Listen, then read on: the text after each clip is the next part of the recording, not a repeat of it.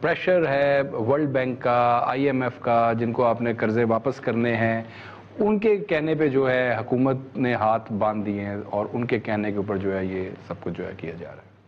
دیکھیں، world bank کا جو پریشر ہوگا وہ یہ نہیں ہوگا کہ آپ پیسہ وائٹ کر دیں.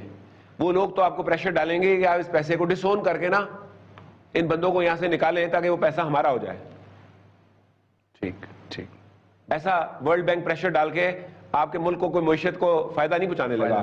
ورلڈ بینک اتنا آپ کا حمایتی نہیں ہے. ٹھیک ہے، بالکل ٹھیک. اپریل میں جو ہے وہ ایف اے ٹی ایف کی انٹرنیشنل جو ہے وہ بھی ٹیم آ رہی ہے، تو یہ اس کے اندر بھی تو ہمیں فائدہ پہنچائے گا، کیونکہ آلریڈی ہمارا نام جو ہے وہ انہوں نے فائنلائز کرنا ہے کہ اب کیڑی لسٹ میں ڈالنا ہے. تو یہ اس قسم کے اقدامات سے ہم کیا ایف اے ٹی ایف کو کیا میسج جائے گا؟ ہمیں ایف اے ٹی ایف کو، فیٹ ایف کو ہمیں یہ ایک ڈیبیٹ کرنی پڑے گی ان سے کہ دیکھیں ہم نے سسٹم کو ٹھیک کرنے کے لیے یہ کیا ہے، یہ اس دفعہ کے لیے ہے، اس کے بعد ہمیشہ کے لیے وائٹ ہو جائے گا سارا system.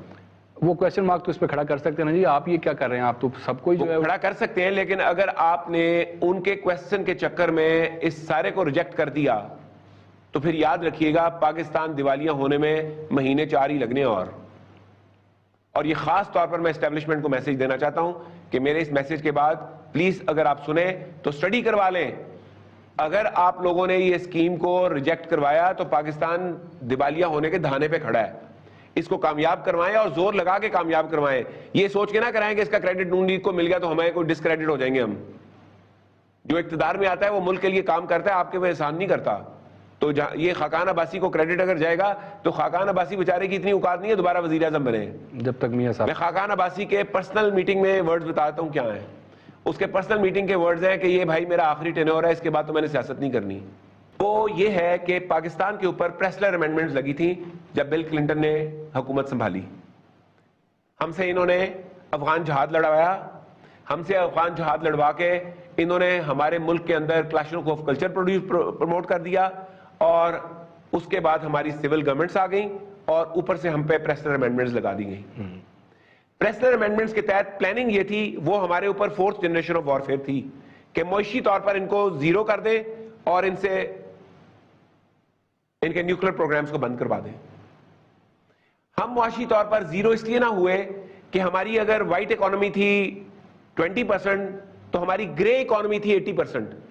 And minded grey economy جو ہے امریکہ میں بھی ہے، گرے اکانومی چائنا میں بھی ہے، انڈیا میں بھی ہے، دنیا کے ہر ملک میں گرے اکانومی ہوتی ہے. ٹھیک ہے.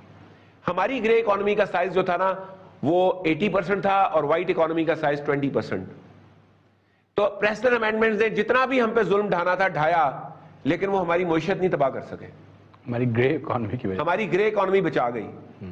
اس اسکیموں کے تحت ہماری گرے اکانومی رہ جانی ہے 20%. گرے اکانومی وہاں رہ جائے گی جہاں مجبوری ہے ٹرانزیکشنز کی اور حساب کرنا نہیں آتا بندے کو. ایک بندہ ان پڑھ ہے وہ حساب نہیں کر سکتا، ریڑی بان ہے وہ حساب نہیں کر سکتا. گرے اکانومی بہت چھوٹی رہ جائے گی.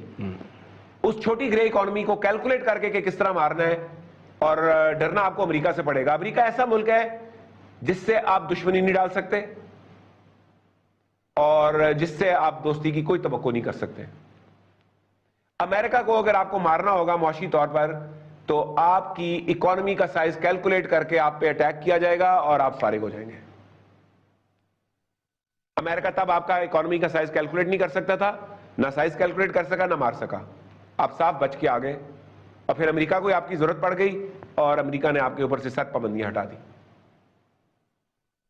تو اس طرح کا یہ اب امریکہ اگر پلان کرے گا تو اب اس کے سامنے ساری چیزیں کلیئر، سب چیزیں اوپن ہوگی. یہ وہ پوائنٹ ہے جو آرمی کے کیلکولیٹ کرنے کا ہے کہ انہوں نے امریکہ کو کیسے ہینڈل کرنا ہے، کیونکہ امریکہ کے سارے اٹیکس معیشت کے بعد تو آرمی پہ ہی ہونے ہیں نا. بالکل ٹھیک. تو اس کے تحت پاکستانی عوام کو جو